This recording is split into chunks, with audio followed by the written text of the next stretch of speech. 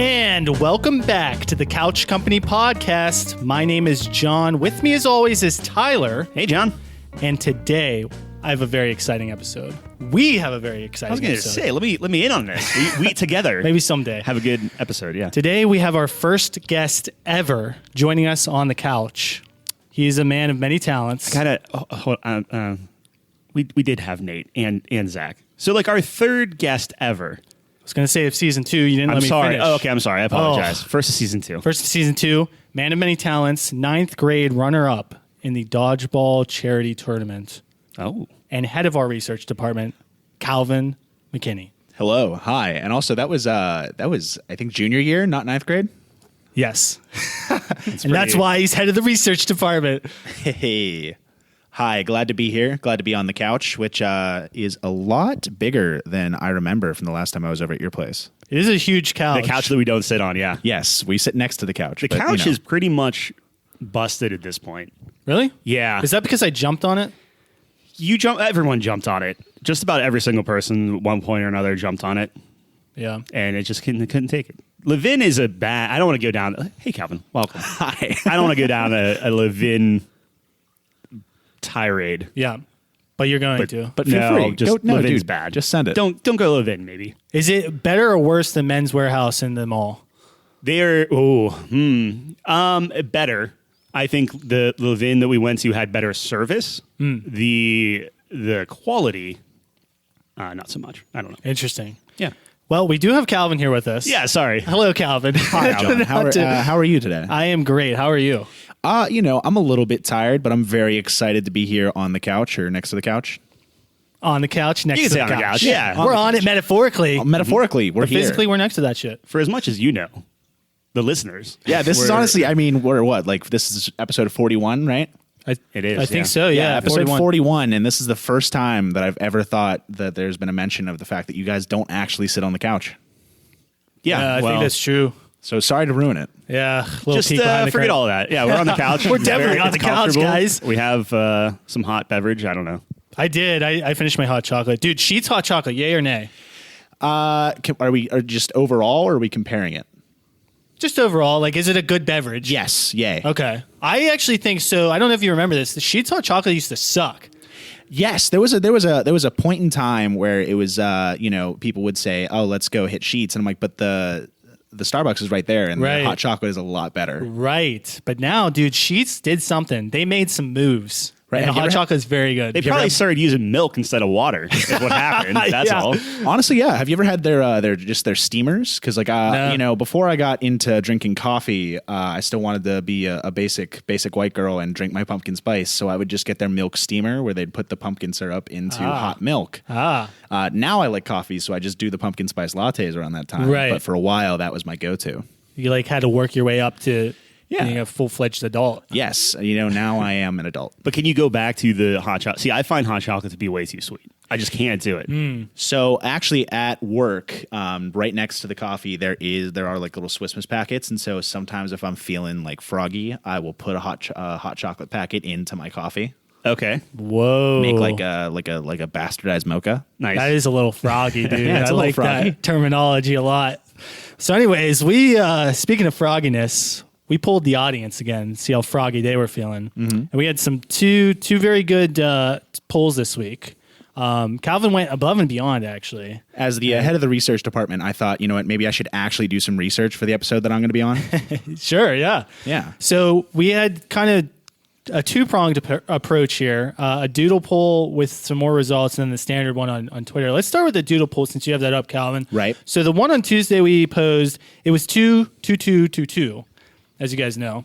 So my brain was racking. What can I do with the number The 2? date. You're talking about the date. Yeah. Yeah. Okay. February 22nd, 2022. No, I was having an aneurysm. I thought you were stroking out. I was like, oh no. Anyways, so I was like, okay, let's think of 4 really good video game sequels since that's all Twitter allows me to do. Yeah. So I did. But Calvin, in his infinite amount of wisdom, was like, a place where we can have more than 4 results? Doodle poll. So Calvin, why don't you first tell us what the options were, and then we can just go down how many votes they each got and how we feel about that. Sure. So the original 4 on Twitter were Halo 2, Mass Effect 2, Uncharted 2, and Portal 2. And then I added Assassin's Creed 2, Battlefront 2, but the 2005 version, and Left 4 Dead 2. Yeah, I think all solid sequels. I mean, do you have any guess as to which one came out on top? I know it should be on top. What should be on top? So here's the thing. Like when you look at the sequels, what are you looking at? That would be the question that the audience needs to answer. Is like, is it the jump from 1 to 2? Is it the continuation? Like, is it just doing everything better? That sort of thing. Because in my mind, Portal 2 is pretty good. Yeah. Right. So what I look for in a sequel is either an improvement in the general gameplay mechanics or like a good continuation of the story, right? So the number one result was Assassin's Creed 2, and I think that hit both because, let's be honest, Altair was not the most charismatic lead, and Ezio, as he's, I think, number 5 on player characters, right? Yeah. Is amazing. And so with Assassin's Creed 2, they brought in a much better protagonist and they made a lot of the mechanics more fluid. So that's why it comes in first place with 9 votes. I think that's a perfect example as well of a game that had an amazing premise, kind of like what you see with Portal. Yeah. And then the second game's like, oh, okay, this is what it really is, though. You know what I mean? And then Odyssey comes along and says, no, this is what it really is. Actually, Brotherhood comes along. Tell you what, and this is Odyssey. So I think Brotherhood should be technically considered.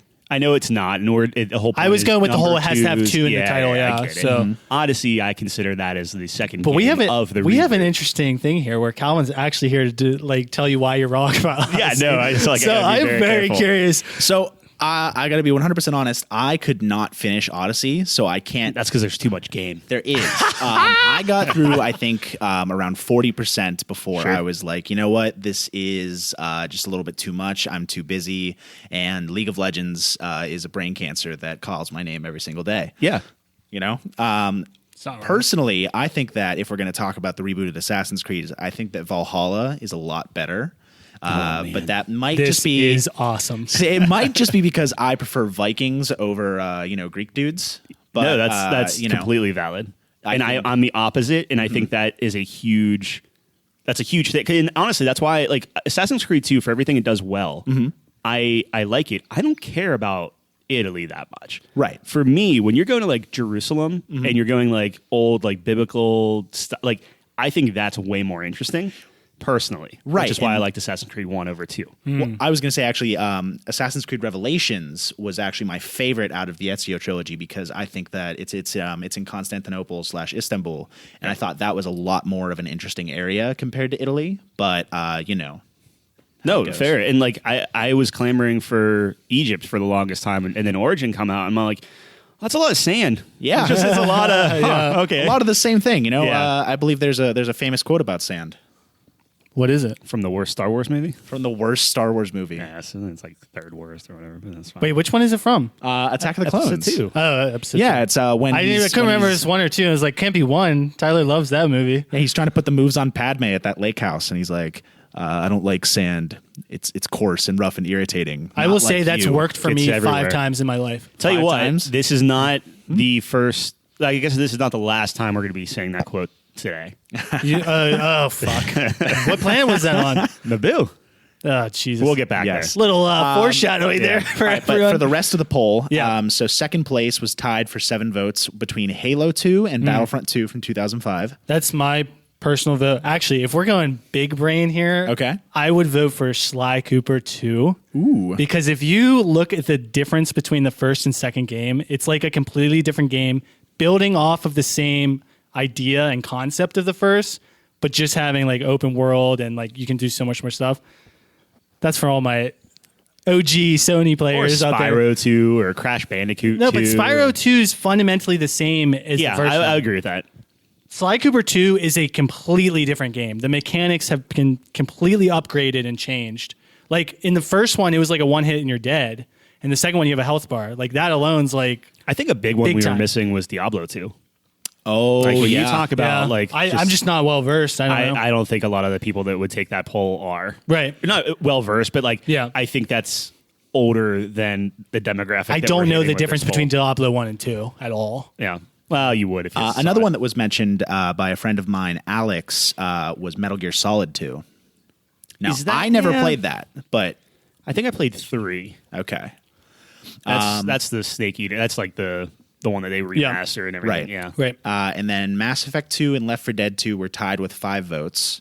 Uncharted 2 had 3. And then in last place, unfortunately, was Portal 2 with 2 votes, which begs the question. Disrespectful. Yeah. How is that what you voted for? Right? You voted for Portal 2? I don't think I voted on that one.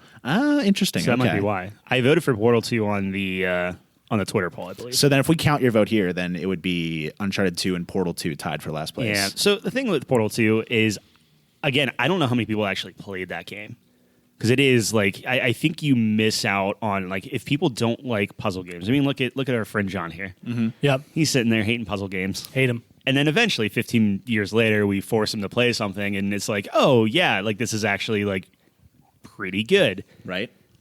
No, it's a fantastic I think everyone should game. try Portal 2. Yeah, it's a fantastic A game. new Portal game came out today. Really? What do you mean? Yeah. So Steam, not to get off on another tangent, but the Steam Deck finally came out today. Oh, yeah, right. And Valve is like, oh, yeah, by the way, here's a free game for your Steam Deck. It's like, you know how, like, if you buy, like, the VR headset, like the Vive, you got, like, the demo of all the different, not demo, but, like, a different, like, smattering of VR games. Yeah. Well, that's this. It's like, oh, hey, you work at Aperture and just test things. That's It's awesome. not Portal. Right, It's but it's different, same but it's universe. the same universe and Yeah. everything. Yeah. Right. I mean, that's pretty cool. I think the big thing is that everybody got the orange box. You know, Yeah. Since it was 3 games in one, it was a quite the deal. But you know, you just got Portal 2 by itself, so it doesn't have that immediate appeal of, oh, if I wasn't crazy about Portal 1, then why am I going to buy Portal 2? Which is completely True. valid. And like, that's the thing is, I don't know. I feel like people miss out. But then again, now that you played both, because originally you were just going to watch like the first like video on Portal 1. Like, do you feel that playing that first game made Portal 2 better? Yeah, absolutely. Oh, okay. All right. Yeah, I mean, whenever you play like the first game and get to feel the mechanics, that in and of itself is going to be like a huge boost to the, Like a not the benefit. mechanics are Yeah. like any different, but even just the visuals. I mean, I remember we were talking about, we're like, wow, look how more crisp this looks. In Portal 1, when you get out of like the lab stuff, it looks pretty rough like nowadays, right? But Portal 2 holds up pretty well. I mean, it's a pretty good looking game still. Now, I haven't been 100% up to date. Have you guys played the multiplayer campaign yet? Not yet. Okay. We have That's not. on the docket. That's next. It It's is good. next, yeah. It's really good. Yeah. We keep getting struck down on the YouTubes from the the music. Yeah, at the end of the Yeah, the games, games. like you get a bunch of copyright from from that. That's a big one. But I used to play that song that's at the end of Portal 2 whenever I'd go to the gym. It was on my gym playlist for a very long time because it's a bop. Yeah. So it's going to be in our wedding. speaking Oh, of I the love orange that. box, this is an interesting question. Okay. Super off topic already. So I was on Reddit, as I do, and on the video game subreddit, the question was, what is the one game you've gotten the most value out of? Okay, so a lot of people were saying Orange Box because it was like X amount of money, and I had so many hours in TF2 and Portal and whatever. What was the other one? Half-Life. Half-Life, yeah. So they were like, so I paid like, I don't know, 2 cents an hour or something like crazy. You know what I mean? So do you guys, anything come to your head that is like, this is the most bang for the buck I've ever gotten on a video game? So the first one that comes to mind, obviously, is League of Legends because I've unfortunately spent like I think close to $2,000 on that free game, and I have so many hours. I feel like that's the opposite. Yeah, of it's what not the opposite, right? Okay, Way to so- flex The more on money, League of the more money you Legends, spend, yeah. it's gonna be more per hour. you know what? That's true. Yeah. Though the other one is sort of on topic for today, but Total War Shogun 2. Yep. That is, I think, my most played game on Steam with around 1,600 hours. I got wow. that Yep. a summer where I was not working a ton of hours, so that was all I did. Yeah. Play Yeah. Shogun 2. Yeah. I would say, so mine should be either Sea of Thieves or Diablo, just Right. from like you buy it once and you play it. Right. But Cookie Clicker Is that free or what? Like, What was I it? think it's like $1.99. $1.99. Yeah, I think it's like a $5 game. I How got many it on the hours Steam do you have in sale. it? Like, I don't know, like over 600 hours or something like that. 600 that's- hours. You're not idle. sitting there, It's yeah, idle there. right? Does it count? So it's like, I mean, but that's what I mean. It counts. Like, if you're You're going still strictly playing. by time, then yeah, I would say Cookie Clicker has definitely to be counts. Yeah. Yeah. Wow, that is interesting. I Clicker think takes it. If not that, I would say something like a Metal Gear Solid 5, which is really good. Was I that think- Phantom Pain? Yeah. Okay. Yeah. And I think my other one would have been like Rocket League or something along those Rocket lines, League's a where good like one. I think I got it for pretty cheap. Yeah. But yeah, I mean, I don't know. Like if you're going like small price to gameplay ratio, that's tough, man. Right. I actually have Civilization 5, actually, I think might be my most value because my dad bought it for me and I have Wow. like 1,200 hours. Oh, Sure. there you go. Okay. Sure. That's undefined, right? Because it's free. Super Mario Brothers. Yeah. Right. Tekken 3. Right. Yeah. I think for me, it might be League because I haven't spent that much money, although we're definitely over the $100 mark, so that hurts a lot. But I kind of want to say Star Wars Battlefront 2. When I was a kid, that was like $40 game, and that's all I did as a kid on Galactic PlayStation 2. Conquest? Yeah. You know what's funny about Galactic Conquest is I played that game for years when I would do the Galactic I love this Conquest, story. where I didn't know that you could spend those points that you got. So I would conquer the entire galaxy with just the default trooper. Yeah. And I was like, man, how do they always get all these extra guys? And then after not touching it and rebuying it on PC, I saw that option. So Kid Calvin never discovered Kid it. Calvin never discovered Wow. it. This was I think 19-year-old Calvin discovered that you could buy the other troopers. Wow, that must have been a fucking crazy ass I day. was very upset. Yeah, but see now, if Kid Calvin was playing, he'd be some like weird Twitch streamer that's like, "Oh, I'm gonna do a no buy run or whatever it is, and just go through That's it." hilarious, man. I love that story though. I didn't realize. I thought he discovered it one day when he was a kid, and I was gonna say, man, that must have been a great day when you could actually play as like A the special decade units. later. No, Yeah. that was whenever they announced that they were taking the servers offline. So okay. in like at the end of that, it was like it was in 6 months. The Battlefront 2 servers were going offline. So I was like, oh, dude, what? I never played that online. I always played that on just local or like with friends. Right. So I bought it, went through the whole thing again, which amazing campaign. Yeah, it's really fun. Absolutely fantastic. Yeah. And I discovered that, and I was changed forever. Playing from the bad guy's perspective is always so much more fun. Well, I mean, and then you have Darth Maul, which is just objectively the best hero in that game. Yeah. Well, He is the best hero in like we used to play Star Wars Demolition. And that was another one where like he was a small little dude with a lightsaber, and all you have to do is ram into people. Like there wasn't any skill involved. Right. And he just pulls his lightsaber out for a special, and you just start like slicing people. He's very good across the You board. have twice the good. lightsaber that most of the other characters Yeah. have. So Yeah. in theory, you have twice the damage output. yeah, that was a fun fucking game. But- There was another Twitter poll, wasn't there? Yeah, there was another. So, anyways, the winner of that one was Assassin's Creed 2. On the Twitter version of it, it was tied between Halo 2 and Portal 2. What tied with Halo on yours? I forget. What tied with Halo? Yeah. Battlefront 2. Interesting. Okay.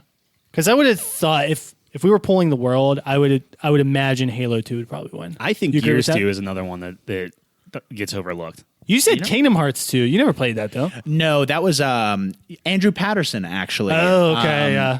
Who I was Guy's a asking, weeb. Yeah, I asked him to play, and he said, I asked him not to play. I asked him to do the vote, yeah, survey, and he said, why isn't Kingdom Hearts 2 on here? And I was like, it's too late. I've already set Kingdom the Hearts 2 thing in is stone." another. Shout out Andrew Patterson. He's recently started listening to all the episodes on Backlog because he has nothing to do during his workday. Nice. Oh, hey, man. He'll get our first and second guests, and then Yeah. our first and Yeah. Appreciate it, man. Here's the thing: is Halo 2 that good? Yes. Is it? Yes. Yeah, you get to play as the Arbiter. But is it? Yes. The Arbiter. Yes. Ah. You get the energy sword, All which was right. the coolest thing that you never got to Sure. touch in the first Halo. Dude, I feel like you don't respect things that are old. No, Yeah, I just think that's That's a fair. totally incorrect way to approach it. I agree. I know. I know. I'm just playing the kind of like. But I will also say the fucking remaster of it is beautiful. So yes, Halo 2 is still Oh well, that's so. great. Here's the thing: that you look at that remaster. Yeah. That has better graphics than. The cutscenes are better Yeah. than Infinite, right? Yes. So like that I get. And Yes. if Halo 2 looked like that back when it first came out, sure. Well, that's Going how it back to felt, the though. original, That's yeah, how it that is felt. how it yeah, felt. yeah, sure. Although when you switch it during the cutscenes, you're It's like, like, what the yeah. fuck? I mean, whatever. It's amazing. But I will say for our boy Andrew, Kingdom Hearts 2 was a huge sequel. Like that was a really, really good game. Except for the fact that Donald would never heal you. Yeah, Donald sucks, but it was kinda like the it was Master Chief. wild. It was a wild game. But anyways, all right, we have another poll. Calvin is correct. Why don't you go through that one for us, buddy? Sure. So it was the best breakfast. Yes. The 4 options that were on Twitter were Breakfast sandwich, French toast, pancakes and waffles. Okay. Kind of try to save some room. Right. And an omelet. Okay. Yep. So for the straw poll, we had breakfast sandwich, omelet / eggs, because I figured not everybody's going to want an omelet. Maybe some people want a frittata. Sure. Yeah, Maybe good some call. people want some sunny side up. But eggs. Eggs are very versatile. Exactly. High on the tier list for breakfast. I hate eggs. What? Dude, you are literally just everything we say is fucking opposite. No, you know what? My fiance doesn't like eggs either. Oh. Which is a shame because then they're just never in the house and I never get my nice eggs. That sucks. That's brutal. That's a big Sorry, brutal. buddy. Then we had French toast, pancakes, and I split up pancakes and waffles. Yeah, because you had the luxury. Yeah, I had the luxury, and it's a good thing because apparently a lot of people like pancakes a lot more than they like waffles. Really? Yes. I mean, this is a small sample size. It doesn't matter, but I will take that as a win, and I will pretend like the world agrees. Yeah, and then I also added leftovers because whenever I was thinking about it, I was like, you know what? Sometimes I do just want my leftover Chinese food for breakfast. Chinese omelet is one of the best things I've ever had. By that, I thought you were like leftover breakest food. I'm like, that's gross. Just I can't definitively worse. Yeah. No, obviously that's worse. I think he means like pizza. Yeah, cold pizza. Yeah. Cold Chinese food, Which is what you would vote for. There was a time okay. but older Tyler that gets insane heartburn specifically from cold pizza. Yeah, but it's cold. I know. How could it burn your heart? It does not make any sense. But whenever I eat pizza in the morning, I get like severe heartburn. Damn. By that's like no good. noon, and I can't deal with it anymore. Sorry to hear that, buddy. But if you, well then, let's see. What do you guys think wins the poll? Well, you told me, so I'm going to abstain. Tyler. Out of all the Yes. breakfast sandwich, Breakfast sandwich? Yeah. You would be correct. Blowing everything out of the water with gotta 20 votes. yeah, That steak, surprised steak, egg, and me. cheese bagel. Wow. There's not a thing better than a steak, egg, and cheese bagel. I'm talking about homemade. Avocado toast with an egg on it? Oh, get out of here, you You bougie snowflake. fucking Yeah. guy. No, but you got to think about it. Obviously, the breakfast sandwich is going to win just because of the sheer versatility of how non-specific it is. Yeah. You just said breakfast sandwich. My So, breakfast sandwich is a burger on a bagel. So That's not bad. So Yeah. then Love here's it. the question: is like a burger with an egg a breakfast sandwich? yeah, that's what I do. I should have been more burger, egg, cheese. It's not about Hash browns, maybe. Right. It's not what you. I think it's the time of day that you eat it, right? Breakfast. Yeah, because then it's like, well, I guess maybe not, because people are like, oh, I want breakfast for dinner, like psychopaths. Yeah. You know? Yeah. Right. But then in second place was omelet / eggs with 11 votes, French sense. toast with 8. Now that's what's crazy. French toast beats pancakes and waffles. That is disgusting. It even beats them combined because pancakes got 4 votes, waffles got 2, and leftovers got 3. So even if you put waffles and pancakes together, that's still only I feel 6. like if you put Eggo waffles, suddenly it's a different poll, and then because I would much just rather the- have like a Belgian waffle. Than yeah, an but I Eggo think the waffle. nostalgia itself would be like. I would take an Eggo waffle over everything, and that's Are you out of your that's mind? including a What? steak, egg, and cheese bagel, absolutely. What? And I wouldn't put anything. You're on just it. I being throw- different at this point. You're just being plain different. bagel. I throw or not a plain no, bagel, no, no. a plain waffle. Plain A waffle. It has to be the original. It can't Right. be like any of like the syrup Yeah. infused Yeah. No or chocolate the, chips, no buttermilk or blueberries. whatever it is. Right. And it's literally you drop that sucker in the toaster. You don't burn it or anything. Right. It's still a little doughy. As soon as it pops up, you eat. Oh man, I did that too all the time, I but love you're it. still out of your fucking Yeah, mind. I would eat like a whole pack. I would have like 16 waffles or whatever comes in a pack. I want to put some respect on waffles though for one specific thing from John and I's adolescence: the ice cream waffle sandwich. That's a fantastic point. I mean, Describe what that is for the audience. Yeah. So we would go on vacation in New Jersey, and there was this ice cream shop that would offer they'd make a fresh Belgian waffle, cut it in half, and then put a fresh scoop of ice cream into it. Okay. And then you sandwich your ice cream between 2 waffles, and so you got that beautiful hot waffle, cold ice cream, great sensation, and it was just amazing. It was immaculate. Yeah, it was so good. See, I think Belgian waffles are like the Sicilian pizza of the waffle world, in that they're not really that good. Like they're typically too dry, Dude, you right? fucking I suck. don't know. I mean, isn't the I only just hate difference between a Belgian waffle and like an Eggo, like the size of the Yes. It's the the- waffle? An like Eggo is consistency. literally just a shitty Belgian It's waffle. the Belgian waffle is typically more dense and it's thicker. You're out of your mind eating an Eggo over like a gourmet waffle. You just, Yeah, I mean, it's look, literally it's pure just nostalgia. good. Like you were just like, okay, this is my favorite snack. And I was the same way, dude. I fucking did the same thing. I Yeah. put it in the toaster, Just eat it like a snack. Yeah, but see, here's the thing. But- and at least I'm honest about this because I would take like Kraft mac and cheese or Velveeta mac and cheese over any type of this is a high end mac I'm and gonna say cheese. I agree. I agree 100% with Tyler there. No. I will take Velveeta shells and cheese over anything. Yeah. I used to do a thing as a kid where I would put as much as I can in my mouth and swallow it without chewing, and just see how much I could swallow before like I started to suffocate.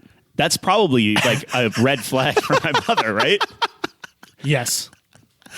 Oh my gosh. I don't know. It's a I don't know what's going on. I just love every episode. We just get to learn more and more about how Tyler got fucked up. Well, no, I like to. It's a safe space. I like to kind of. No, it's a slow IV drip of parses it. it out. It's like that's a screwed up thing for a kid to do, right? Yes. Well, I mean, you don't super need to chew Kraft mac and cheese. Yeah, I know that's the beauty of it. But like you know how there's two swallows, right? Yes. One that goes in your throat and one that like goes down into your stomach.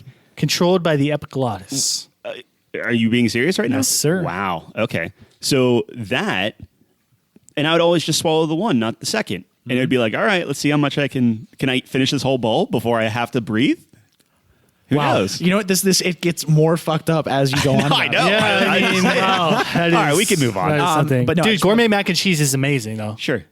Yes. Velveeta? Yes. Okay, so you get your Velveeta mac and cheese and you get a chicken top ramen. Okay, mix them together.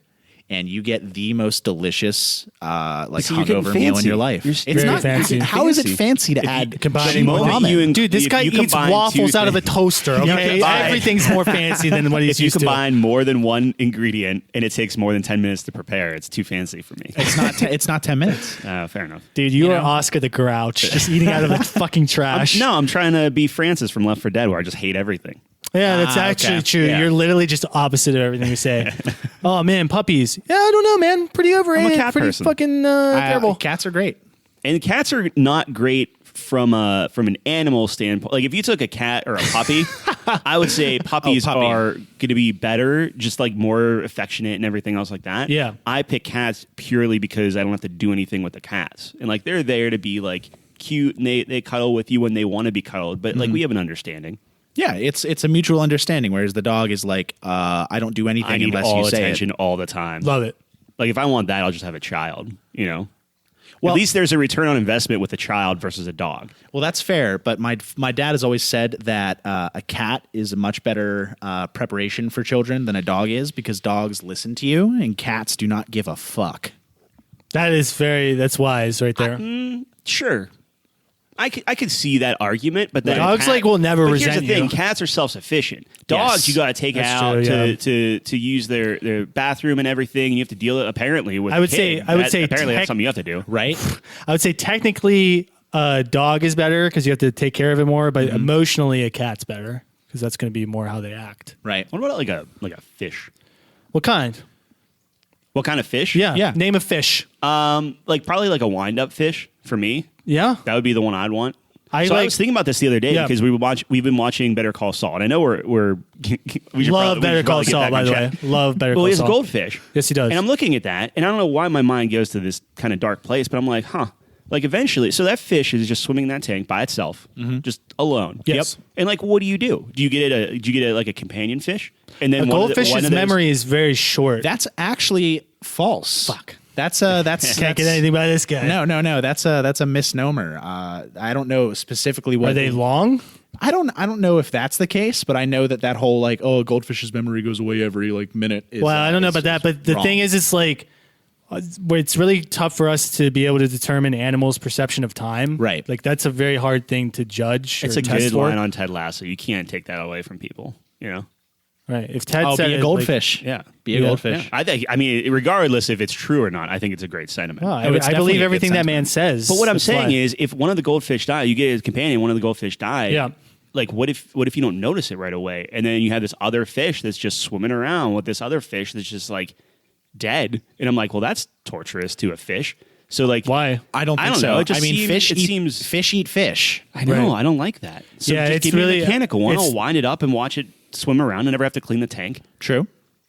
Just don't get a fish. Well, yeah, I mean, that's the other option. What are we talking about? Just don't get a fucking fish. Aren't we talking about breakfast foods? What's going on? We were talking about breakfast foods. We're very off topic. Dude, yeah, welcome to the Couch Company. Seafood and breakfast. How do we feel about that? There's one specific thing, and that is smoked salmon on a bagel. Yeah, I knew you were going to say love that. Love that. How'd you know I was going to say that? Because it goes with your avocado Pretentious, toast. yeah. that's It's true. like, geez, your bun. gated communities and fucking Pilates classes. Yeah. Let me tell you my favorite breakfast sandwich. It has 100% got to be like an everything bagel with some chive cream cheese, smoked This salmon. fucking guy. Smoked salmon. Yes. Okay. Yeah. Pickled red onions. Okay. And a sprig of dill. Now, blame my father here because that's what he would have every year for Father's Day was that sandwich every single time. Mm-hmm. And it just rubbed off on me, and it's amazing. Look, it sounds good. And I know that I've been very negative this whole episode, so I apologize. But I think everything bagels are the worst bagels. You are out of your mind. You're doing this on purpose. You're doing this on purpose. No, You are doing this on doing purpose. this to be contrarian. You can get Chelsea in here. She already texted me. Did she really? She said, "This is what I have to live with." Swear to God. Yes. Cheeseburger? Cheeseburger? No, I Cheeseburger? believe you. I believe you. But text her back and ask her how I feel about everything bagels. Because I'm not saying that. Okay. I'm just saying that they're my least favorite. Like, Okay, so then what's your favorite bagel? Plain. I like My man, I I love the plain, a good baby. Plain bagel. I'm not is saying it's the my sh- favorite. It's the sugar cookie of bagels, and it's the Hosh. Yeah. It's the Hershey chocolate bar you put bagels. everything on it. A plain bagel is the best. Like I mean that's the basis of the steak, egg, and cheese bagel. You put some cream cheese on that. You could change the flavor instantly, and it doesn't overpower it. Everything bagels. I'm not saying there's not a time and place for it. What you said, I'm sure it goes very well with the salmon and everything else, but everything bagel, like you want to be nice and you bring like a bag of bagels into work. Yeah. You put 1/4 of an everything bagel in there, the entire bag is contaminated. Yes, It's terrible. You remember? I don't know if you remember, but I did used to work at Panera, and every I did single not remember time. that, but okay, well, anyway, I did used to work at Panera, and the thing that we would always have to do when people would get like the giant things of bagels was we would always put the everything and the sesame separate because it would. You're right, it would ruin every terrible. other bagel. Yeah. Same with those cinnamon crunch ones. Those ones also had to be separate. Now, see, I could because- go for a cinnamon crunch, but at that point, I would much rather have an apple muffin. We're way off topic, but that's Apple that's- What are you muffin, talking about? yeah. We're talking about breakfast. I think muffin should be a breakfast food. Yeah, it is. Yeah, I just maybe put it on the list next time. I don't know. My friend Rob also asked why no breakfast burrito. That's a breakfast sandwich. I had 4 options. I was trying to go most popular. Yeah, no, breakfast burrito is second. That's a question only for to you. the You steak said and the cheese. one with That's 10. fair. I think he still makes a good point. What? Is that It's a sandwich. basically It's a breakfast sandwich. It counts. Oh, wow. Then breakfast sandwich is just OP. Yeah. Yeah. Holy shit. It's so non-specific that it covers so many things. I thought it had a fighting chance whenever you combined I think you did a good job with the Pancakes, waffles well, and pancakes. I together and appreciate stuff. that. Yeah. Yeah, because you combine the forces. Usually they're arguing with each other. Here's a different perspective spin on that. Is I like pancakes. I don't like waffles. I'm not going to vote for both of them. Look at this guest coming in Wow. and they're like, oh, That's offering a different perspective. That's a very pessimistic way to Yeah, man. look You at should- it. you I need don't to- know you if need to many look people at do the world that. cup half full like I do. Get the fuck out of here, Mr. Put me in a computer. Put me in a computer and turn the pain button off, and I am good to go. You can keep the pain on. No way. That's how you With know you're alive. Yeah. Well, how could Have you feel never pain watched in a the computer? Matrix? The metrics? I don't know. Like The metric system? I mean, you're Yeah, just. I love the it's metric just system. brain teasers. True. Like, hey, guess what? You're hurting. Guess what, bitch? What's next on the list? What are we doing? Oh here? yeah, we came here to talk. So yeah, Congratulations, those are the Twitter breakfast polls. Well, anyways, check out our Twitter polls every Tuesday, Thursday. Tuesday video game related. Thursday whatever I fucking wake up with. So I think that this Thursday you should say Don't spoil it. No. I'm saying Okay. you should do just have it 2 options on Twitter, just Twitter or Doodle poll, and then we can. So you call see it what people- straw poll, doodle poll? Well, see, it's What on kinda, straw like- poll, and he said Doodle poll, so I was just going with it. Yes, Oh, ending. Okay. that's a pretty shitty research department. What else have you just been going with? Not correcting me on. Oh man, but yeah, we could maybe do that. Yeah. I don't know. We'll see. I mean, we could also go with the philosophy of if we don't have more than 4 options, just keep it on Twitter. That is also smart. The one thing that holds Twitter back is you have to have an account to vote, Yeah. whereas you don't have to have an account for straw poll. Well, the problem with straw poll is if you're on a VPN, you can't vote. that is correct. And the thing that a lot of people are doing this at work. Well, the thing is now with Apple phones, it's an automatic baked-in VPN. So if you're with Apple Plus or whatever it is, then you get like Safari and any like internet-based thing. It like hides your IP. So Interesting. we It could is just what ask it people is. to vote on straw poll or Twitter. we can ask them to mail us. Their social security number. You know what? Maybe we just Exactly. get an email list and send it out that Yeah, way. Or Google Polls. Google Polls is also a good one. We could do that. Yeah. We could do carrier pigeon. Yeah. I like carrier pigeon. I love carrier pigeons. Now, what about Pony Express? Carrier pigeons are better. They can fly. True. Pony Express. Ponies are what? Like imagine the fourth best mammal. Ponies? Yeah. Well, I thought it was horse. We had a Horse. draft horse. Yeah. That was the fifth best. Fifth best. Yeah. Okay, so that's where it belongs. All right. Well, I was stalling for you to look at your notebook, no, I but appreciate apparently, it. Apparently, I'm supposed to bitch about Elden Ring. So yes, I'm curious to hear. So here's the thing. Yeah. I don't want to talk about Elden Ring because PC has a lot of issues right now with it. So maybe wait on buying it or playing it or whatever if you're on PC. The thing with Elden Ring, and I've been seeing a ton of this stuff go back and forth, and this could probably spiral out into a whole other discussion, is a lot of people that like the Souls games, like it being difficult, like it being really hard.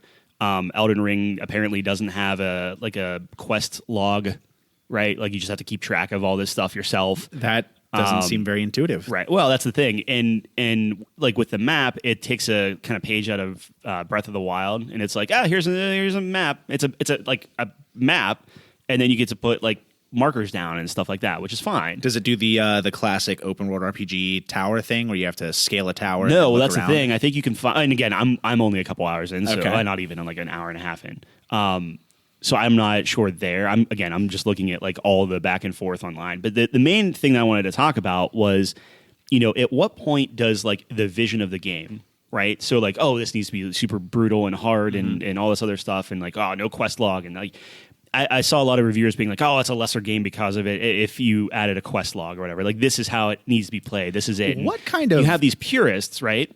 And then you have people that are just like, hey, I have like a disability. Like, what if we could maybe add this that would help us or something to enjoy your game? But like, I guess my question is like, if you're talking about accessibility doesn't necessarily equate to easy. Right. Well, why not just have it as an option, where you could say, I want a quest log or I don't want a quest log, Right. And then, you could even do like, which I believe Wolfenstein does, where they have like their intended difficulty, so like, here's our way we intended you to play it.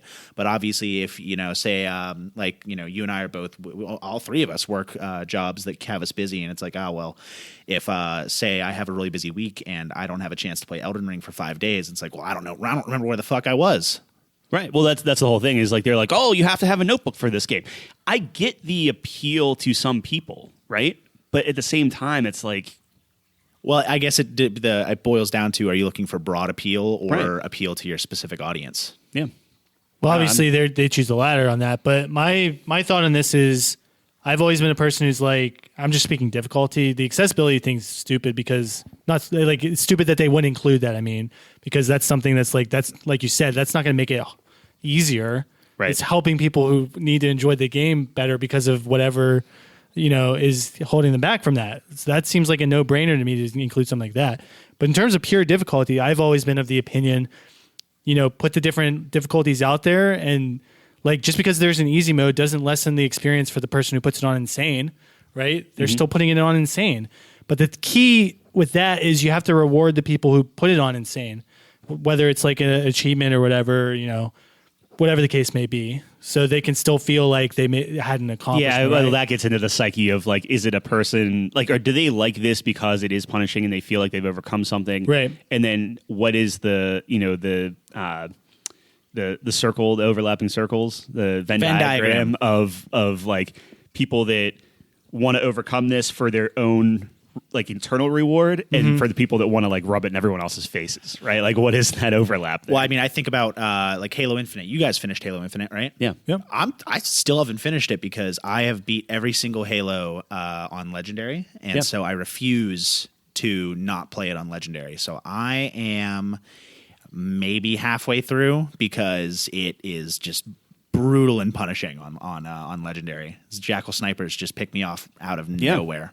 That's a good thing though, is like, I'm a simple person that like, I just want to enjoy and feel rewarded, just this constant like dopamine, like, yeah, like, of course. What's, I guess that's just as valid. Right. And like, the thing is for people to be like, oh, you should give it a shot, even if you don't like Souls games, like Elden Ring's for you, right? Like I've seen that go around and stuff like that. It's like, yeah, okay. I feel like they always say that though. But what is different about? And granted, I didn't play a lot of the Souls games, or like I played them, I didn't get far. Where it's like, okay, well, what's so different? Because the opening sequence is basically Dark Souls 3. And I'm sure I'll get flamed for saying that.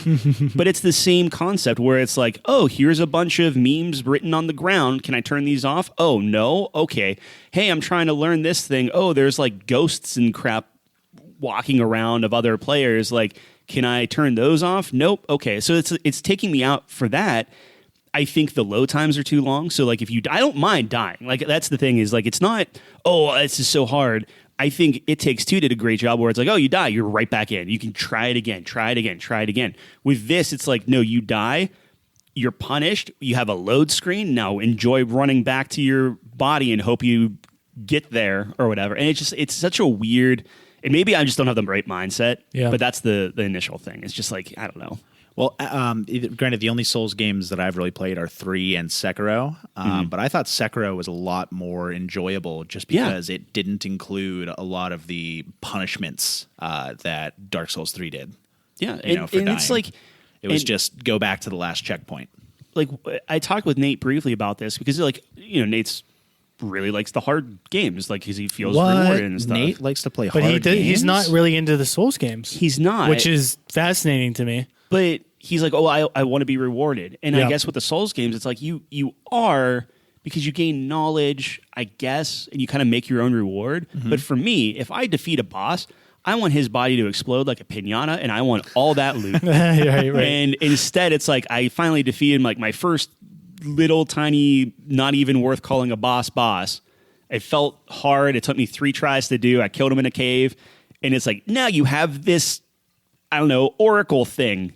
Or this like rune, and I'm like, great. What does this do?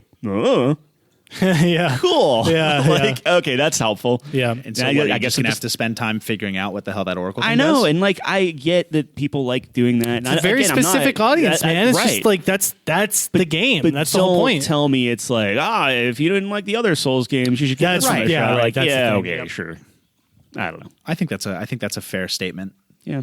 Is that it's not the Souls game for everybody, considering it is much more difficult than the other Souls games. I've always been shocked that like I understand the games are really popular, but it surprises me that many people are into a game like that. I think the thing for me, I can get past everything I just said. The main thing is the time it takes from death to getting back in the action and being like, okay, I know how I screwed up. Give me another shot at this. It's too long. Yeah. I think people are masochists, man. That and I think the stuttering specifically on PC. Well, that's technical. If the game screws up the frame pacing or the frame rate, and you're suddenly like in the enemy and he just one shots you. Yep. I'm done. Like if I screw up, that's on me. If the game glitches out or something, nope. Yeah, no, I feel that. I think the appealing part of that, though, just talking to the long time it takes to get back, is the stakes are very high. Yeah. So people like that. So, for example, like Divinity Original Sins 2, I will only play that on the hardest difficulty because if you die, game over. Deletes your save file, you're fucked. And it's like, I love those stakes where it's like, dude, we can't fuck up because those are the best moments. Like if you're playing on easy, yeah, it'd be a crazy moment. But if you're playing on the most difficult, you're like, dude, I almost died and we almost lost everything. But then how many times have you played that before going on hardcore mode? That's the thing, right? Like you got the feel for it. You understood the mechanics. You understood what the game was trying to get you to do. I memorized Fort Joy and then eventually... right. But that's the thing is like you understood it. And it's the same. It's no different than like Diablo on hardcore or something where it's like I played hundreds of hours of Diablo. I know what to do. Let's do that challenge of hardcore mode. Yep. Where this game is just like, nope, this is like... I'm just saying that's a potential, reason why people like that. The stakes are higher. It's the Iron Skull exists in Halo, where you have to restart the level every time. People love that. You have to get that. Right. I think that's an addition. That's what I'm saying. I agree. I think there should be different levels. Like if people want to play on the mode where you die and your computer blows up, like, hey man, more power to you. But just buy a new PC every single time. Well, it's just like stakes. If you're expecting me to explore and learn and like interact with the world. Yeah. And like just, oh, what's over here? Oh, cool. Right. I don't want to be like, oh, what's over here? Oh, it's a tiny little lizard that just murders you in one hit. You don't want to be you're punished for exploring. Well, that's the thing. And again, it just takes too long to like, I don't want to explore because it's not worth it to me. Right. Or at least I haven't seen that yet. Yep. Yeah, it's interesting. Yeah, it's not for everyone. No, and I'm sure everyone that likes Sekiro is I'm super bummed screaming or 'cause- stop to listen. You know, I was stop like, listening, but there's like a lot of hype behind the game. I thought there would be like, I'm sure the story is like significant. There's a lot the there. voice acting is great. Like that intro cinematic got me like chills. Yeah. Like, it was pretty good. I mean, the whole thing is written in part by George R. R. Martin, and I would was super say A Song excited. of Ice and Fire is one of the greatest fantasy series of all time. wow. Okay. Better than Lord of the Rings. I've not read the Lord of the Rings books. That's so called I called a bait, ladies and gentlemen. Speaking of books, John, how's your New Year's resolution going? It's going very well. I took the book out of the box and is now sitting on my desk. What book came in a box? He gave me a box with a book okay. in it. Yes. So I have one of my favorite sci-fi books. It's called Red Rising. Okay. And I have the whole series on Kindle, but I had a paperback copy because the way I was introduced to it was I was on a layover to Chicago with an ex, and she bought the book in the bookstore, bought 2 copies for us both to read while we were waiting for our layover. And just really chance that I ended up reading it, but it's absolutely one of my favorites. I even have like the tattoo of some of the iconography from the game or from the book. And so I kept that paperback copy just to lend out to people. So I could get them to read it, and I've had like 6 people borrow it and return it. And then my friend Josie borrowed it, moved, and lost it. So she's like, "Oh, well, let me send you money to buy a new one." And so I bought a hard copy. And since it was just in the Amazon box, I gave it to John in the Amazon box. So that's the box that he's talking about. That's the history of that book, and you just took it out of the box. You didn't even read it yet. I'm waiting. I have Waiting for 10 the months. I have opportunity 10 months to finish Okay. it. Oh, it's Like, just one Are book. we going to It's see one book. something from there show up a little later on in the show today?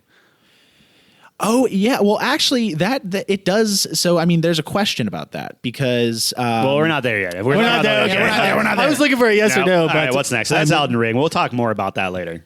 It's Well, the quick thing I just wanted to say I'm is sorry, the yeah. storytelling in the Souls game. I can never get behind that. So as far as I know, I've never played one of them, but you kind of have to piece together the story by finding like different artifacts and things throughout the world to kind of really get the lore of everything, right? Yeah. I just want things told to me, dude. I don't know. I'm very, very small brain when it comes to Dude, that. it's like you're trying to figure that out, though, and Yeah. you're going around to every little corner. And the thing that annoys the heck out of me is it's like, oh, what's behind this monument? Yeah. Right? Yeah. And there's a little scribbled thing, and you click on it, and it's like butthole. And it's like, oh, cool. And then you go Like, up to... actually, it says It butthole? literally says B-U-T space hole, and that's it. Not B-U-T-T, but like just butt hole. Yeah. Oh. But it's butthole. Like, come on. So then there's another one that just says like jump. And it's like, oh, cool. Maybe I'll jump off this cliff. Oh no, you die. And it's like, oh, okay. So it's just the world's littered with crap like this. That's You find your first little merchant guy, and then there's a donkey next to him. And then you go up to that one. It's just a dog. It's a donkey, and there's like a dog written on the mess, and people are just like, "Oh, this is so charming and hilarious!" Like it's Twitter fodder or whatever. I'm like, nothing takes me out of that game. I don't get that at all. No, I don't understand It that doesn't humor feel at like all. a fourth wall breaking game. It's people that are good at Souls games being like, "Oh, you're in for a treat here," and it's like, "Oh, a treasure maybe? No, it's a den of wolves or something." I see. I don't know. It's hey, just, man, if there's a big community behind tickles it. their- it I tickles just their want to turn fancy. it off. That's it. I just want to turn off any multiplayer thing. Let me live in this world. Let me breathe. Yeah. George R. R. Martin. That's weird, but yeah, Yeah, you know what I mean. Anyway, he knows what you mean. all right. Yes. Strat games. You want to? So anyone who knows Calvin knows that he's a big fan of strategy games. I would say that's fair. So he wanted to talk about it. And when the guest comes on to the Couch Company podcast, when they join us on the couch, we always want them to bring, a topic they're passionate about, they want to talk about. One of them he wanted to talk about was strategy games. So I guess my first question to you, Calvin, is what was the first strategy game that you played, or what got you into the genre that got you interested with it?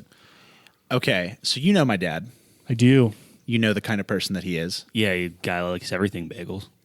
Go on. I'm sorry. He does onion. He does an onion bagel. I love onion bagels. Yeah, I love onion bagels. Anyway, I'm sorry. Go ahead. Anyway, Go ahead. Yeah. The first video game that I ever remember playing was Civilization 3 on his old Gateway machine that we had in like the first house after my parents split up. And in hindsight, I think about it and I'm like, this guy had nothing going on in his life other than work, and he just wanted to play some Civ 3. And here's his annoying 5-year-old son who's just like, let me play. And not even do it right. I would just go into the world builder mode and give myself lots of elephants as Japan and attack people. That's all I would do. Seems pretty accurate. I don't know. Seems like what a 5-year-old would do. Yeah, and so that was my first one. And then Civ 4 came out around the time that I actually had a brain, which is, I'm going to say, like I was like 6 or 7. You know? Okay. Because I don't really think you have like a complex brain at 5 years old.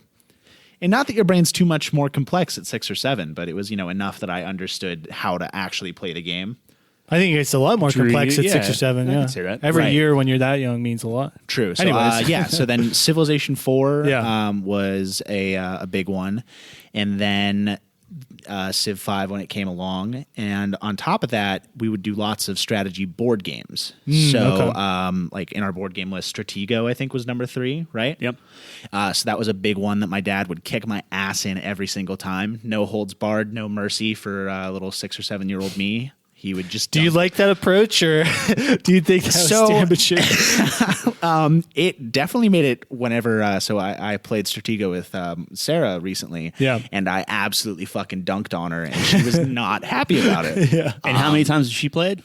That was her first time playing. Oh, okay. Yeah. That's Sorry, Sarah. Yeah. So, with that specific game, that was the only time where he didn't ease me into something and try and teach me how to play it. I asked him about it, and he said it's because whenever he would try and play video games with me, I would absolutely dunk on him, even though he had no idea what was going I on. see. So that was his way of dunking back on me. A lot of dunking in the You gotta household. respect Wow. that. Yeah. No, yeah, I respect it for sure. So, at what point would you say you played pretty much all the civs, some board games?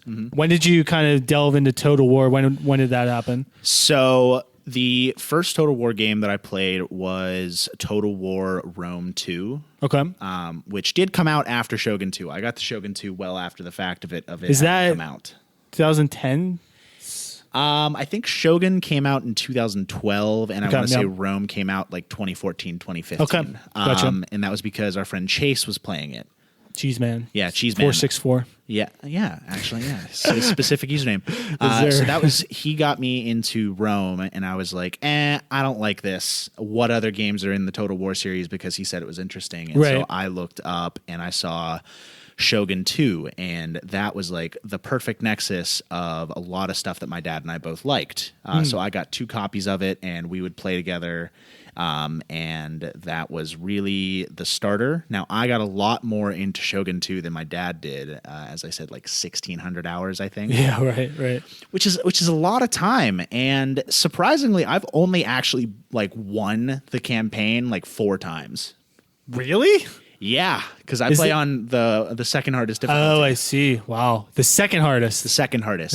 That is wild. So not Elden Ring difficulty. Yeah. No, so I mean, most of the factions in Shogun 2, you start off at war with your neighbor, right? And it's like the whole idea is like, oh, here's your opening sequence where you learn how to fight, and then launch yourself into it. But I think, as you asked, the main question was why Total War. I think it's because it's the best of both turn-based strategy and real-time strategy. Yeah, that was another question I was going to ask you. So, like, do you lean more towards one than the other, like real-time strategy versus... Did you ever get into StarCraft or Warcraft or anything like that? So I played a lot of Dawn of War 2. Okay, the Warhammer. Yeah. I mean, you know I'm into 40K. Yes. So that was the one that I played a lot of. And also Halo Wars for Right, Xbox yeah. 360. I spent a lot of time on Halo Wars. But the Halo Wars and Dawn of War are really the only like strictly RTSs that I got into. Okay. For the rest of it, it's just turn-based. Right. Yeah. So would you say you lean more towards the turn-based aspect? 100% lean towards more towards turn-based. Yeah. And but that's what I like about Total War is you do have that nice mix of the two, which is, most of your grand strategy is all about what you're doing turn after turn, but then you have like the drop-in battles. Like, you guys talk about your video game all the time, how you want to have, the big macro game and then also your intense micro game. And so it's, where I have to think about, okay, how am I maintaining my resources? How am I researching technologies? Where am I pushing? I have, am I keeping my taxes low enough that people aren't going to revolt, but I still have to have them high enough that I'm making income to keep soldiers trained? Right. Then there are things like pirates will just, raid my shipping lanes. And then it's like, suddenly I have zero income and now my soldiers fight poorly. So, there's lots of different elements of keeping your resources in order, keeping your ducks in a row, but then you get the simple I really am good at defending in siege battles. I've taken on I've beat the game on the hardest difficulty once. Okay. Impressive. Thank you. Playing as the Tokugawas. My favorite. And it was really funny because, generally with the fortress battles, you want to have your ranged units positioned right on the wall, and your melee units basically do nothing until there are people you're trying to take their fortress? No, they're trying to take my fortress. Oh, okay, you're on defense. Okay. So one of my best victories was I had just like a Pyrrhic victory where I think I lost 80% of my army taking a castle, and this guy pops 2 whole giant stacks out of nowhere to retake the castle. So I think I had maybe 6 units of archers and 20 spears, and I managed to hold that castle to the point where it was a dead even and they retreated. Little Alamo situation. Exactly. Yeah, and I was thinking awesome. to myself, and it was crazy because I was melee units I never thought to place directly on the walls, but then you think about it, if they've got their guys climbing up, what's better, to shoot an arrow into their face or to just stab them? I watched Two Towers, man. Helm's Deep taught me that one. Yeah. So how old were you when you were doing this? The Total War or strategy games period? What you're just talking, just what you were talking about right now. I was 19, 20. Oh, okay, so it was more recent. I thought this was still whenever you were a kid. No, when I was a kid, I did purely turn-based strategy because real time.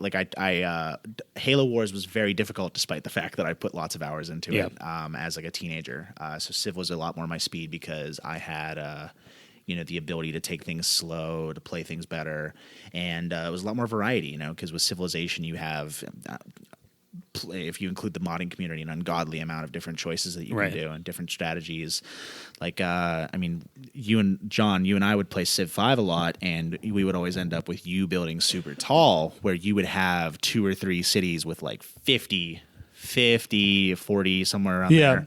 And I would just expand, 100 cities with 4 people. He would dunk on you. Not always. No, but a lot of the time he did. Dude, tell them about England, man. That was the worst thing that's ever happened to me in my life. So we played, we would always just do continents. And so this continent's map ended up being very aquatic, where there were lots of large oceans. And so England's unit in Civ 5 is the Ship of the Line, I think. Ship of the Line, yeah. Which is just a 3-range frigate. So 3 range is much better because cities generally only have 2 range. So all I would have to do was pull up 1 unit close enough that I had vision, and then I could just bombard cities. He can hit me, and I can't hit him. Yes. I got you. Yeah. Extra range. So seems unfair, but okay. Very unfair. Yeah. Yes. But what time period do you get Ship of the Line? It's industrial. So the frigates. So it's end of Renaissance, beginning of industrial. Yeah. Okay. Yeah. Right. Okay. And so, we're basically, I'm going through, and I'm gonna play this peaceful. I'm gonna go for a culture victory, right? And John is going for science. I don't remember exactly. I think I was going for. No, you were playing for culture also. Culture, right? yes. You were playing France. I was playing France. And so my whole thing was, I was like, okay, Very cultured, yeah. Yeah, I'm going to lose this culture war. John is absolutely bodying me in this culture war. So just for the audience, if you haven't played Civ, you win. You can win by culture. You have pieces of art, like music and paintings and theoretically people will come visit you or whatever, and then you get you kind of eclipse everyone in tourism and you win. So you can also win with popularity contest. So you can win by popularity contest. You can win by killing everybody. You can win by getting into outer space first. There are a lot of different victory types in Civ 5, and then in Civ 6 they added religious victory. Yeah. Which is an interesting one. But so we're getting to the mid game and we're like, competing for a long time. And then he hits the strong point of France, which is the medieval era. Yep. And his culture just eclipses everybody. So we're at this point where he is influential over, I think, 2 out of the 7. Yeah, once I got over Brazil, that was a big turning point because they're very good at culture as well. Right. And so he was winning against Brazil in culture, and I was like, I'm not going to beat this guy in culture. So I was like, we're in the area where I have access to the ship of the line. And so I just spammed a bunch of those, and I wiped Brazil off the map. Initially with the intent of, okay. I was like, why aren't any Brazilians visiting me anymore? Yeah. They're gone. Well, it's because it was neck and neck. It was neck and neck for the two of you. And I was like, okay, well, I'm going to try and help John win. So I'm like, how do I stop Brazilian culture from spreading? I kill Brazil. Yikes. And so that, and then I was like, wait, no, I have the largest army in the entire world. And so I went around just Navy, systemically eliminating every single civilization except. And he played it perfectly too, because he's like, we're on comms obviously, and we're like, dude, John, like I'm wiping out all these guys, like you're gonna totally win. I'm like, oh, thanks, Calvin, you're the best. And then over the horizon, a fleet of ships appear. Hey, man, you're getting kind of close to my. I was like, hey, buddy, you're the only one left, and I'm not going to let you become influential over me. Yeah, it was bad. What could I do? I couldn't do anything. You could have read the signs a little bit better, but other than that, I'm France. Well, we're not good at that. Yeah. So is it fair to say, like, whenever you're looking at strategy games, like, is it the outthinking of your opponents that is the draw there? Like, for me, whenever I'm looking at a strategy game, it's funny because I'll play them, but I won't, like, really play. Like, I won't sink hundreds of hours into it. For me, whenever I put that in my library, I just like that, and again, I know I'm weird. I like that hit in the back of my mind where I'm like, the possibilities are endless, which I think we talked about specifically with Civ 6. I'm just like, on paper, this could be the best game ever made because you could just never have the same game twice. And like, I like that draw of strategy games because every opponent is going to technically be different. I'm sure there's like a meta and stuff until somebody shakes it up or an update happens or something like that. Yeah. Well, I mean, the metas are really I don't think there's too much of a meta in Civ because there isn't one. I mean, at least now with Civ 6, there's not one way that's easier to win than anybody else. I would say each victory type is difficult, like, at that base level of difficulty. And then there are different civilizations that are better at different types of victories.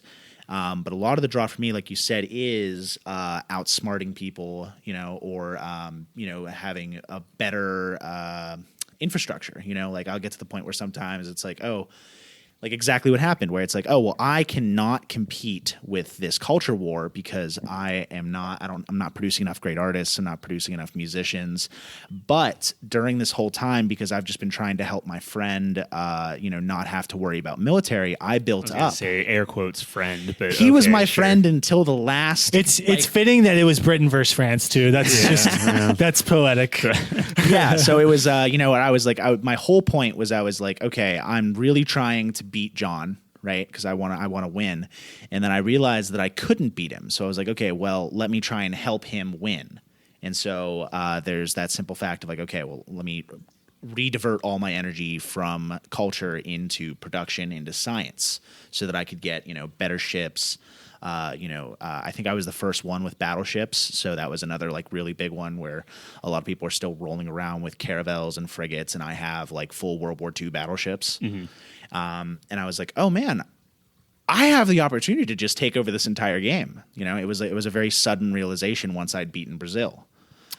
I have to imagine that, like, so Civilization 5 is my favorite strategy game. And, there's few things that feel better than like having this plan that you enact like 80 turns worth into, and then just having it pay off. Like, I'm sure when he got all of his frigates in position, dude, it's like, this is the culmination of things I've been doing for the last hundreds of years. Right. It's like giving up a on great trying feeling. to produce artists. I'm like, Yeah. okay, well, let me stop building, the culture buildings. Let me devote all of my resources to, munitions factories, to engineering, to things like that.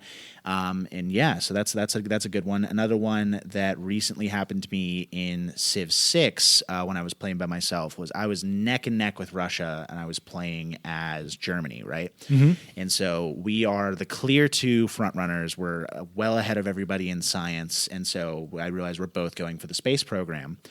And I don't remember the specific wonder that I was trying to build, but you know how like sometimes when two people can build a wonder, but one person finishes it first. There's a component in the game where wonders are unique, so the person who builds it blocks it off from everyone else.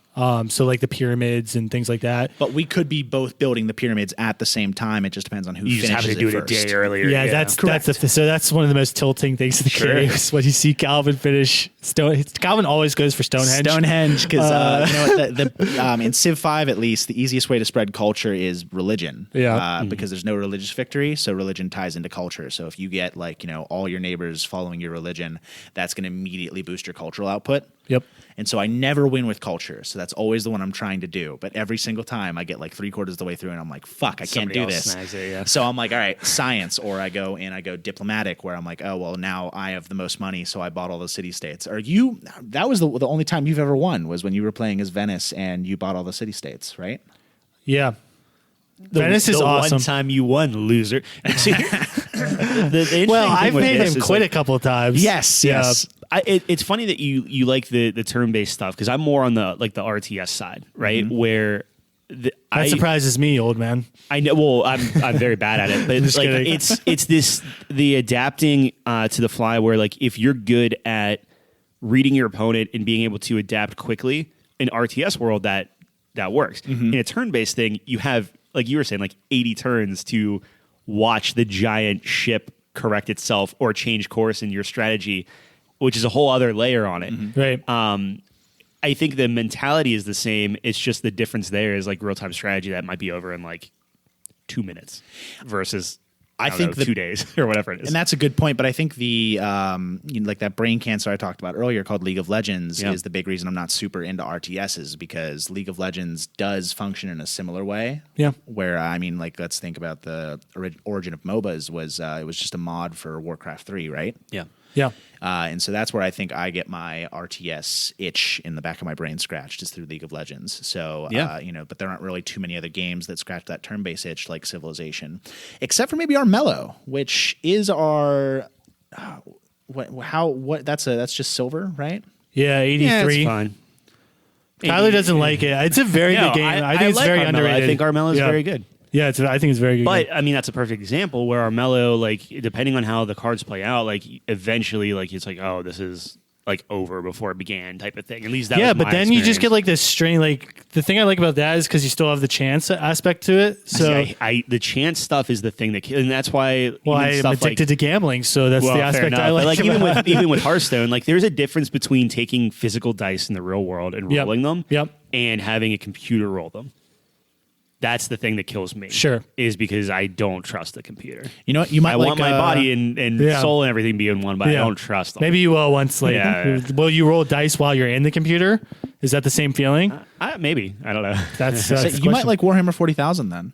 Rolling lots of dice. Well, the next thing I'm going to be trying is the Warhammer 3, right? Yeah, Total War Warhammer 3. Yeah, that just came out and got pretty decent reviews. I'm going to try. People are really enjoying that series, but that's the fantasy stuff. So I'm more into the 40K sci-fi aspect. But it's the big problem really that for a turn-based strategy game, 40K is far too fast-paced. That's why it's never really escaped the RTS scene. Yeah, no, it definitely makes sense. Right, yeah. but our friend Josh and I have been playing through Total War Warhammer 2 right now, and that's just been fun because I have no idea what the hell I'm doing, and I'm somehow winning just because you're relying on all your innate strategy experience, right? Because I'm I don't know specifically how to work with these the spells and the different unit types, because I'm I don't play Warhammer Fantasy, but I do know battle formations, and I know that if I am pulling my cavalry away and bringing them around while Josh sits there just getting absolutely shredded, and I bring my cavalry around the backside, we'll win. Yeah. You know?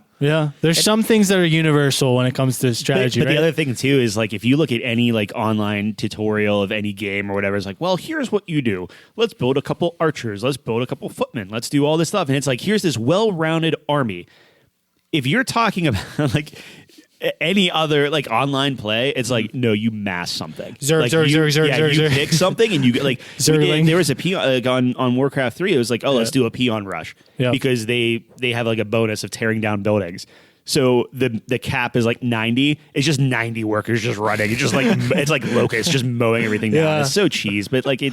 I don't know. Like, but there's always going to be an optimal way to play, right? I mean, well, that's the thing is like I wish there was a way that wasn't. And Civ does this to an extent, but like at the end of the day, it's still like if you're going for like religion or you're going for military, like you're still going to mass towards a certain thing versus like, oh, I was the most well-rounded group.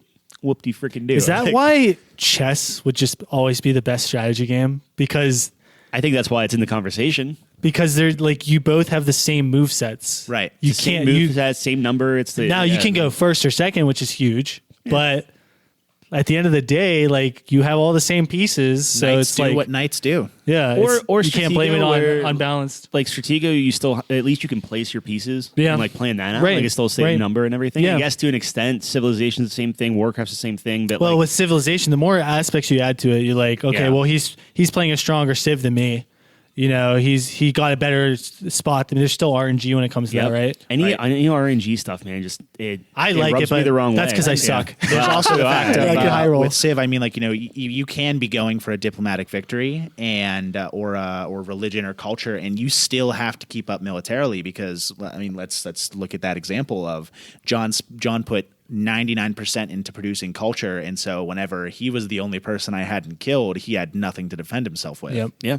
Yeah, pivoting feels very good, and obviously you can do that in strategy games probably more than any other genre. Like Call of Duty, you're pretty limited by what you can do. You can change your class, you can change your gun, things like that. But at the end of the day, you're still shooting at people. Mm-hmm. I mean, Calvin completely changed the way how he played the game in that example that we brought up, and that feels pretty good. It's rewarding, right? Yeah, yeah. Like it's the thinking on your feet and being able to like I was saying, like right the ship, so to speak. Literally, effectively, that's Or I mean, even with real-time strategy games, I mean, like we're talking about. I mean, I never played StarCraft specifically, but I mean, with Halo Wars, there was the Warthog Rush strategy that was usually how I would win. So I mean, I was just a Zerg Rush player. But where I would have, I would take out a lot of their units with my Warthog Rush, and then I'd be like, oh well, shit. Where they were also sending people from the other side, so now I have to pivot and build defense at the same time. So really, I think you hit the nail on the head. Is accurately and correctly pivoting is what scratches the itch in my brain. Yeah, I think it feels good. Like you get off of something and win through another means. That's a really good feeling. You were smarter than your opponent. Yeah, exactly. I was Galaxy Brain when they were only Big Brain. Yeah. No. So would you say that strategy is your favorite genre of video game? Yeah, 100%. Okay. I mean, I would have died like no, like I like visual novels. Well, I mean, we think, dude, talk about choices. Oh, for real. But I mean, like it's a chronic problem with you where I struggle to finish things. I start shows, I start video games, I start books, and unless it like really grabs me, I have a lot of difficulty finishing. But I never have any difficulty finishing any strategy game. It does not matter what it is. I don't have any difficulty finishing either, but yeah. Yep. No, that's good. I think that might be a problem though. Yes. Anyways, no, I think that's a good conversation. I think strategy games, they've never been my, favorite kind of thing, but I can definitely appreciate it. I mean, the Civ 5 days were some of my favorite. Why wouldn't they be? Because like I would argue like you're good at League, right? Or at least relative to me. But the thing with League is that League, right? I love League because of the teamwork. Nothing feels better to me than 5 players being on the same page, cohesive, winning a big fight. Yeah. Perfectly timing our abilities together, just absolutely annihilating everyone. That is what feels good to me. And also just outplaying people. So I guess that would be more RTS. But like 2v2s. It's the micro part of it. It's the micro part of it. But it's also, I like the macro part of it too, where we can plan a play and but even execute that's well. still like in a micro sense where like with RTS, if you when you're talking macro, you're talking like your base, your defense, your production, similar to kind of what you're talking that's what about I'm saying. Like you can make a rotation and plan to play around an objective and things like that. And it can, but yeah, I think for strategy games, there's just it's a little too much build up for me personally. Like, I don't know, you have to wait a long time for the payoff. A lot of sure. Would you say that you enjoy playing strategy games with friends, but you would not do it by yourself? Absolutely. Oh, 100%. Like, I would never play Civ by myself, but when we played, it was a lot of fun because I need to be talking to someone through that. I mean, hell, even when we would do that stupid role-playing stuff where, like, for the first 50 turns, I'm like, hey, what if we took letters and made them for math? And you're like, what? Because listen to me, dude. Okay, what if we put circles so we can wheel things around? What is a wheel, though? Exactly.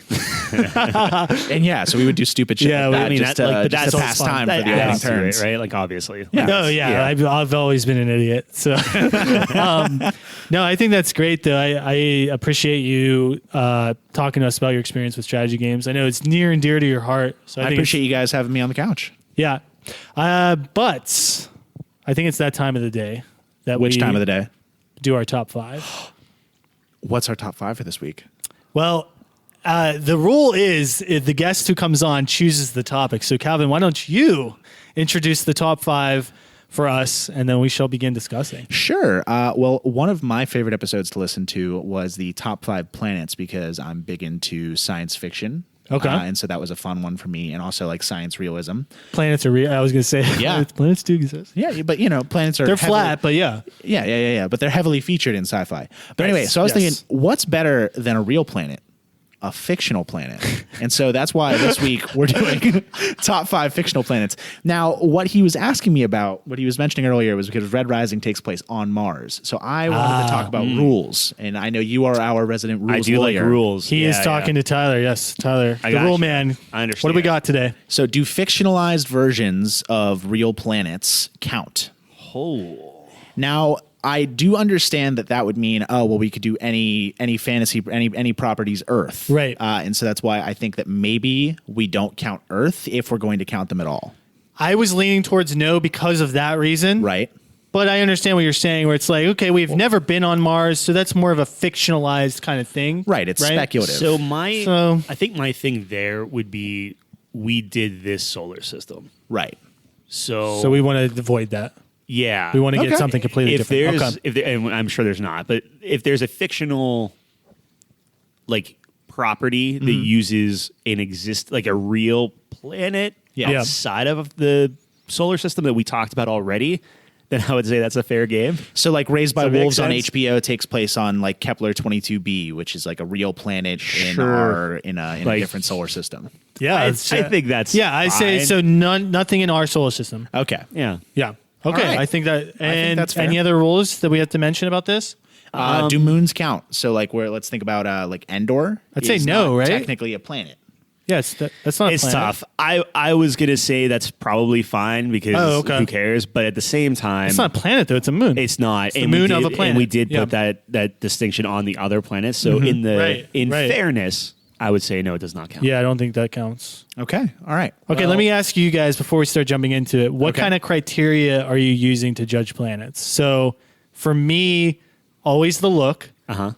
But I really appreciate what the planet consists of and the history of the planet, like what happened on this planet. So I'm taking those factors into consideration. So I would say that the history or what happens on the planet is, at least for me, more important than how it looks. Okay. But I'm not going to hold the looks of say we're talking about a planet that looks ugly but has great stories. I'm not going to hold the fact that it looks ugly against it. Sure. But if there's a planet that has great stories and it looks good, that's just like icing on the cake. I like my criteria is very simple. Do I want to set foot on this planet in any capacity? Okay. That's a very different approach. Yeah. But okay, I'm down. All right. Very good. Calvin, why don't you kick us off as the resident fictional planet expert? Yeah, sure. Planetologist, whatever. So I have a list of 15 planets to go through. That's a lot. So I'm just going to try and do a real quick. I guess I'll go through. So how many do you have, Tyler? I like 5. And how many do you have, John? I have 5. Okay, so I think I'll do 3, and then we'll rotate, and then I'll do 3, and we'll rotate. All right. Okay. Can't wait for him to pick 3 of my. Sorry. Yeah. All right, you got me. I only got maybe 2. you start with the ones that we are going to have. Right. Yeah. So here we go. First one, Arrakis. Fuck. No, I'm just kidding. So Arrakis, also known as Dune, from the Dune series. Yep. Now I've been trying to get you to watch it. Yep. You've been resisting me. 15 years later, I will watch it, guaranteed. Yeah, so I'm just going to bring this up now. I wanted to request that from my bachelor party, we watch Dune to start. That's an easy request to fill. There we go. Hey, man. So that's Is that I'm going to on get it. video yet? What? Yeah, it's Dune? on Blu-ray. Oh, is it? Yeah. Oh, okay. It's even got a really cool Blu-ray where it's like if you put it up to the light, it looks like the planet Dune. It opens up a portal to the So planet. you're saying Dune is Arrakis? So Arrakis? if we're talking about Pittsburgh would be the city we live in, but we'd call it the Burg. yeah. Would be all our right. nickname for it. So Dune's Arrakis the is the planet, and Dune is just what people call it. okay, gotcha. Interesting. Okay. Right, but then the series is also called Dune. So Right. I think Arrakis is incredibly cool because it has the spice melange, which is actually, because there's spice in Star Wars, it's what it's based off of. So it's like a hallucinogenic drug that lets you see the future and turns your eyes blue. Death sticks? No. Oh. That's all I know from The spice mines of Kessel, the Kessel Run. Oh. Yeah, come on. I know you guys aren't huge Star Wars nerds like I am, but still. I like Star Wars. You kidding me? I like Star Wars more than you. Nerdy. I'm gonna call it. Nerdy. But do you like episode 1 I more don't than know. him? I don't, Actually, Tyler really brought I'm me not. around on episode 1. I'm not sure, man. Exactly, The so he books- likes the it more books than- are the. They're all fanfic. You mean the now, ones so it that doesn't don't matter. count? Yeah, it doesn't Yeah, matter interesting. anymore. I think he's Fair- got you fair beat enough. that. Okay, but anyway, Yeah, so so Arrakis is really Arrakis. cool. Now, is it all like desert stuff? Is that like the main part of it? I would like to not. So I've read the books that the series is based Yeah. off of. I'm currently on book 4, and so there is some changing to the planet happening in book 4 that I don't want to get too into, just in case they decide to do that in the movies. But yes, as of how it goes in the movie and for the first 2 books, it is an entirely desert Are planet. you taking that into consideration, the book 4 stuff? So that when I think about the planet of Arrakis, I think about all 4 books that I've read. Okay. For the Cool. whole Yeah. series. I think that's a good start. Very popular, and it looked cool in the trailers. Yeah, it was just that marketing did it for you. Well, dude, also, like, when people tell me to do something, it's like, dude, I don't want to do this now. Right. My mom told me to eat broccoli once. Worst mistake of my life. Like, what are we talking about? For the longest time, when people were talking about Dune, Yeah. I was thinking holes. And like I didn't know man. why everyone was suddenly No, Shia super- LaBeouf's best super role. into it. Yes, Yeah. 100%. Convincing They were otherwise. remaking it, and I was just like, Are they what's- really? No, No, that's what he I was just- saying. He thought they were. Yeah. Oh, I just thought they were the that's same hilarious. thing. Yeah, That's hilarious. There's I a did. giant sandworm or something in Dune, right? Yeah, I didn't know- I mean, there are several giant sandworms. Well, spoilers, but like, yeah, like I just thought it was the same thing. So I was like, nah, what's the I point? didn't know it was based off a book series. Yeah. I just No. thought it was a new thing. But It's like everything, like it's all made. it's the new Lord of the Rings, man. That's what it is. So actually, what's real fun about Star Wars, right, Yes. is the 2 of the big influences for George Lucas, from what I understand, are an old Akira Kurosawa movie called The Hidden Fortress, which I have seen, and Dune. How old is Dune? It was started in the 50s. Wow. Okay. Yeah, it was originally serialized in like a magazine. Cool. So, So, I mean, Tatooine, I think, is in part based on Arrakis because it's just a vast That desert makes planet. sense. Yeah. And speaking of which, no, the next one on my list is not Tatooine. Camino Camino. from Star Wars. Yeah. Okay. That's a big, for one, Battlefront. Battlefront Yeah. 2. Yeah. Both Battlefront 2s actually have really great Camino maps. Yeah. And then I don't think either of you watched the Clone Wars series, right?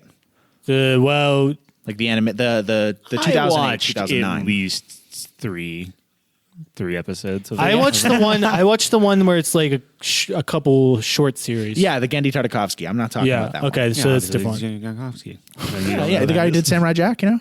Dude, This is that's why a I'm bop. part of the research It's a bop. department, you know? No, Samurai Jack's great.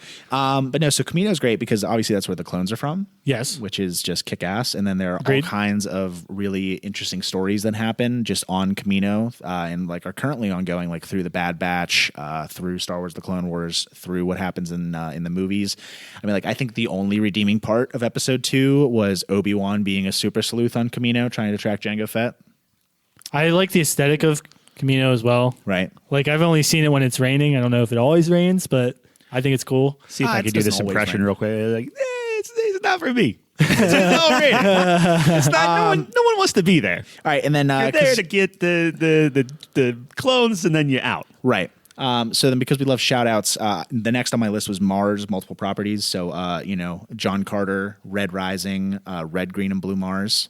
Those are some of my favorites, but that obviously doesn't count. We discussed That Hillary Swank Gotta get that joint. in Yeah, it just was have to get that in canceled there. the moment they got to Mars. Of course. Mars on The Martian with The Matt Martian, Damon. yeah. Love that movie. A lot of great Love that movie. Mars stories. So I'm going to pass it off to you, Tyler. All right. Yeah. That's fine. Let's talk Naboo, because we already kind of talked that. Yeah. And this is kind of one that I just want to put out there. Okay. Out of all Is this the one planets, you're fighting hard for? This is one of the two that I'm fighting pretty hard Interesting. for. Interesting. Okay. Out of all these planets, really, when it comes down to it, like, I don't want to step on any of these planets except I forgot about your Naboo. Right. When Right. you look at Right. how gorgeous that thing is, sand included, Yeah. both in the top and bottom, like even the battlefields are gorgeous. It's better than New Zealand or wherever Lord of the Rings was filmed. Yeah, Real like life, it's just, but well, It was sure. Spain. Spain was actually where they filmed all the Naboo scenes. Okay, well then Spain Yeah, is Spain's gorgeous. pretty. Yep. We Yes. should maybe Earth is okay, but no, I think Naboo's needs to be talked about because like if you look at the architecture of it, if you look at just like how like pretty and how everything kind of goes together, like you have all these different biomes. Like you went through a lot in that movie. Yeah. From like the forest, the underwater, like all that stuff. Yep. I think it's awesome. I mean, you have freaking Atlantis under there. Yeah, that's a good point. Naboo is a great pick. It's Oda Gunga. Okay, well, Wait, what is? Oda Gunga is the city under the water. Oh, I see. Where the Darth Jar Jar comes from. Yeah, that's Jarwanese for And Atlantis. CSC means so in Spain. So anyway, Naboo to me is like, look, where do you want to go? Like I know I think we talked about this at some point where it's like, oh, what fictional like property do you want to be a part of, or live in, or whatever? It's like, yeah, I could see myself in Star Wars, but I don't want to be. I want to live on Naboo and never leave Naboo. Like I want Never leave Naboo? Never leave the. You wouldn't want to go visit Coruscant? Nah, well, we're good there, but it's too flashy. Yeah, like I want my suburbs. You want your my suburb planet everything of bagel Naboo. with salmon and cream cheese and all that. That's my pick. I don't know. No, I think it's a great pick. I will say one of my favorite maps in Battlefront 2 is Naboo. I love the urban warfare and everything like that. Especially with that cheese strategy where you would hop up and down in the water to get around and flank. Never knew that. Interesting. Wow. Right. So does Naboo go on the list? Is it a maybe? I'll put it I'm maybe. looking at you, Yeah, I like it as a definitely maybe. put it on the list. I don't have my phone. I'm gonna start writing this. The this is why- Elden Ring Yes. journal. This is why he has a journal. yeah. All right, John, I believe that would be you next. All right, I'm going to stick with the Star Wars theme here. So I was split between two, so I'll talk about both. Okay. Since Calvin brought a lot, I will try to increase mine as well. All right, so the two I want to talk about. First one is Hoth. I love Hoth. So many important things happen on Hoth. Should call it Cold. And podcast. podcast. This is great. So Hoth is cool. I really like the snow. I like the whole idea that there's secret bases there and everything. The battle's epic. One of the best battles in all of Star Wars, right? I Oh, mean, yeah. 100%. Yeah, sure. What do you mean? Sure. It is. Why'd you say eh? It is. It is. No, it is. No, it is. You're right. No, but what were you going to bring up? I don't know, like Naboo. the Jedi Temple battle. You know what, that's fair. I'm talking like a battle, like a the Death Star battlefield. battle. Oh, okay. Like- yeah. Not Jedi battle. I'm It's talking better than Naboo. Yeah. Yeah. I'll give you that. Yeah. Anyways, so Hoth, the battle is super awesome. Everything's getting crazy there. Love the land speeders and everything like that. Or snow speeders, I The should say. Rebels actually losing. Yeah, right. Everything's like really cool. I love the stormtrooper outfits on Hoth. I think that kind of Yeah, the snowtroopers outfits they wear on Hoth contributes, and the animal life's pretty cool too. So Tauntauns? yeah, What's Tauntauns and the big Yeti guy What's the internal temperature of a Tauntaun? enough to keep Luke alive. Lukewarm. Lukewarm. Yes, very good. You're 0 for 2, pal. You got one strike. Yeah, I'm gonna mark that down on no. So Hoth is the first one I mentioned, but one I think I feel better about is Kashyyyk. I love Kashyyyk. That's where the Wookiees come from. Also, one of my favorite maps on Battlefront 2 where you fight on the beaches. You talk about awesome battles. The battle against the droids on the beach, kind of like a D-Day thing where they're charging up against the Wookiees. The Wookiees have all their cool huts in there. I would want to live on Kashyyyk. That seems pretty cool. Kind of tropical kind of vibe going on. You know what I mean? With all those giant bugs. No. Are there giant bugs? Kashyyyk is you played Jedi Fallen Order, right? Oh yeah. I was thinking that. What's the other one? What's the one planet with the huge bugs that eat you? It's like there's all the flora and everything. And Felucia. Felucia. Fuck Felucia. That's the least. I would never want to live there. No, it's dude, just the Accolade. yeah. Ugh. Fuck that. It's like the rainforest, but like on steroids. I will give you Kashyyyk. The thing with Kashyyyk is like it's like, oh, you can't do Endor, so let's do. But Kashyyyk. I think it gets huge Endor. bonus points because this is the birthplace of the Wookiees, which is like the best race in Star And Wars. Chewbacca was in literally every Star Wars movie, so he has to be the best character. Yes, Sure. that's an interesting argument, but yeah, Chewbacca's great. Not top 5 sidekicks or anything. Well, actually, he is. I but mean, he's up there. He's up there. What was he for? Do we put Kashyyyk as a maybe? No, I played her it, 4 baby. was Donkey. Oh, that's Yeah. right. He was 5. Han Solo doesn't need him. It's like, yeah, it's fine. I It's like, stick with it. okay. I stand by it. I stand by it. Donkey fucked a dragon, dude. He wins. All right, so I want Kashyyyk on the maybe. Yeah, no, that's fine. Not that it matters what you say, but Right. I value your input. Thank you. You would say that's fine? yeah, I'd say okay. that's fine. Okay. All right. You're Up up, next, I have Gallifrey, home good one. of the Time Lords from Doctor Who. Never seen Doctor Who. Well, that sucks. Sorry, buddy. It's campy, but it's lovely. Give me a quick synopsis of this planet. It's only important because the Doctor is from there. Oh. Imagine for So the a Doctor's look, an alien? a Yes. look and feel. Let's say you take a Is this the same person? Yeah, he just Regenerates. regenerates. Don't they pass the mantle down? Yeah, so it's like Gallifreyans will, whenever they reach the end of their life, regenerate and basically start over. And so he's started over 13 times now. Ah, okay. Interesting. I didn't know That's that. how they continually write the story. It's the same character, just regenerated Smart. over and over again. That's smart. But that's every single one. So like Yes. the Doctor is one of See, that's cool, but several. so I guess all the actors, not to get off topic, they'd all have to like try to match the same character. No, actually, okay. it's really fun because you get like there's a whole story when the Matt Smith, the 11th Doctor, regenerates into Peter Capaldi, the 12th Doctor. His companion that was with him at the end of his life as Matt Smith is like, "You're so different. I don't like it." Oh. and many fans didn't either. Yeah. I came around on Peter Capaldi, but so okay. Gallifrey itself, like if you think about it, like just visually, if you take a wristwatch and all like the little intricacies and different things like that, make it 3-dimensional and like a globe, and like there you go. It's like process, it but looks yeah. it looks pretty Yeah. cool. It's like steampunk almost. Yeah. Oh, okay, cool. It's like if you take heaven and steampunk, so any like golden gates and things. It's, Yeah. like, it's very Yeah. hoity-toity. Okay, okay. And it's also been missing for a very long time Oh, interesting. in the story. You know? Okay, cool. Yeah, okay, so That's a good one. That's a I good know one. you don't like it, so I'm not want gonna like. I would want to put it at least on the maybes.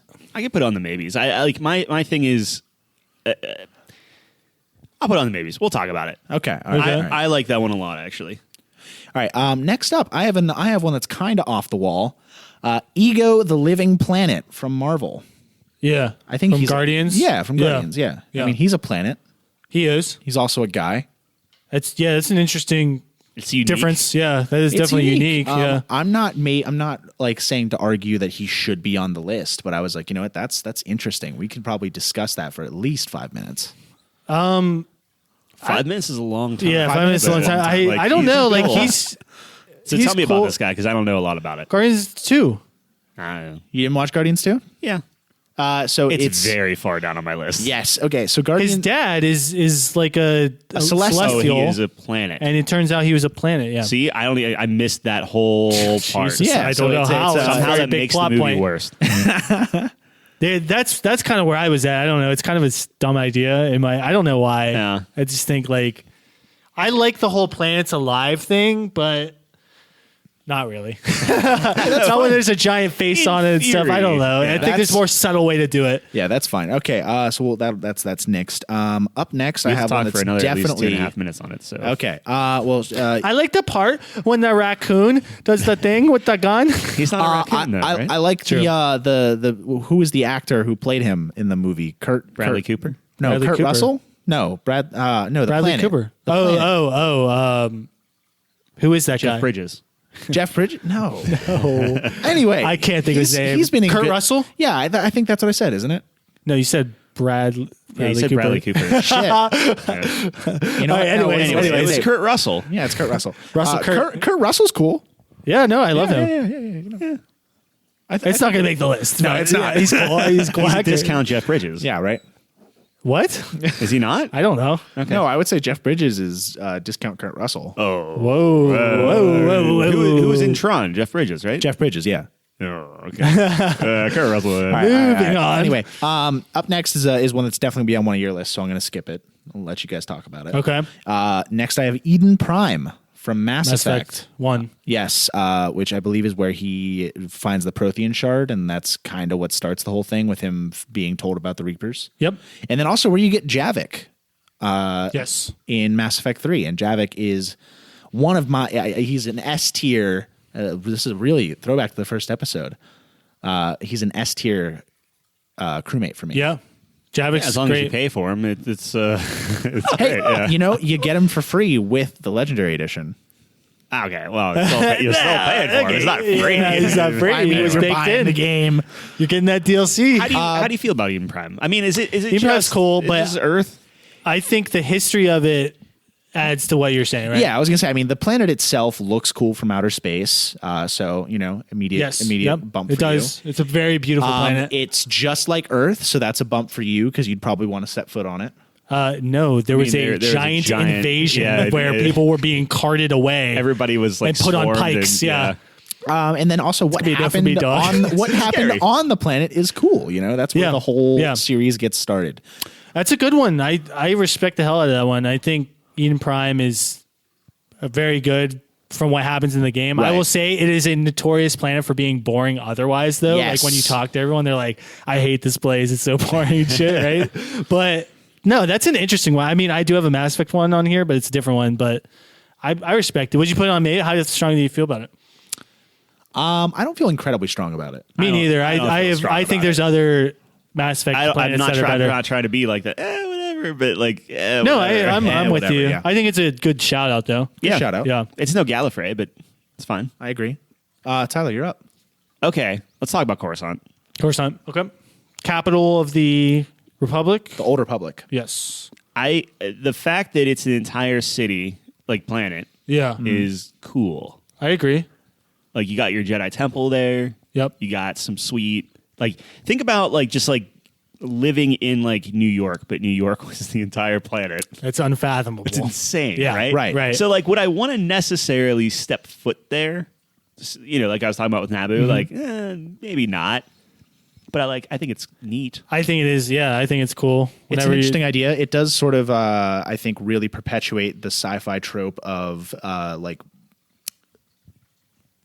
a mono feature planet, where it's in sci-fi there's this tendency to have like an ice planet or a desert planet. Yeah, that's a good point. Whereas planets where people live are very diverse, and so it definitely perpetuates that whole. Are they, or is that our planet? Well, we are the only known planet that has life. Like you look at Mars, it's pretty mono. Yeah, but there's just nobody humans there. What's that? Just humans. That's it. Yeah. No, I'm just saying it's like Mars all looks the same. Now there are mountains and valleys and shit. Yeah, but the biome is the same. True. It is a red Mars like planet, planet. yeah. planet. I'm just telling you. I'm just saying Yeah, like. that's fair. That's fair. But where we live, yeah, of course. No, I totally understand what you're saying. Like Hoth is the ice planet. Yep. Yep. Tatooine's the desert planet. Yeah. That used to be a sea, apparently. I didn't know that. Fake news. I don't know. I think if the only thing that you miss out on is like the greenery and like the water. And things I mean, they like do that. have like green spaces. Like how there are greenway. New York City. There's that whole greenway over in Greenwich. Yeah, but like I would hope Central with Park. Coruscant, there's a I can't believe you didn't think of that first. I like the idea of like, and I know I've said this before, but like we conquered nature. Yeah, where it's just yeah. like, no, like this is your patch of grass. It's perfect. There are no little bugs, and like Tyler just- enjoy. That I could get behind. Yeah. That would Okay. be good. Okay. I think that the issue with Coruscant specifically is I feel like it would also be very. Classist isn't the right word, but I feel like I would be like a gutter person in that thing. Yeah, like I feel like Yeah, I would- totally agree. I would rather live on Naboo. Yeah, than- like than I always Coruscant, yeah. I think Coruscant is closer to cyberpunk than it is something like Yeah. that. Also, Right. the traffic, just insane. Like, Yeah. how is there traffic when cars can fly? Or how do you find That's how many people there are. How do you Right. find anything? Like if buildings are just the thousands goes- and thousands yeah. of feet up there, like what are you going to do? I don't know, man. And at a certain point, do the buildings become abandoned? And what languages do you speak? I mean, everyone speaks Common, but it's just Is there like a galactic translator basic. yeah. or no? Is that Star Trek where there's a translator It's for Star everyone? Trek with a Oh, translator. okay. Gotcha. I mean, but also the rampant death sticks problem on Coruscant. See, I love death sticks, so that's just me. That's where I want to be. You where the don't, death you don't sticks want to are. sell me death sticks. I don't want to sell you death sticks. That's All what, right, that's so what I do we got. want to put Coruscant as I a would maybe? like to put Coruscant Okay, as a sure. maybe. Yeah. Okay. Yeah, I'll all put it right. as maybe. I don't feel super strong about it. All right. Here's what I got. Okay. We talked about Mass Effect, so All right. here's what I got for Mass Effect. All right. Tuchanka.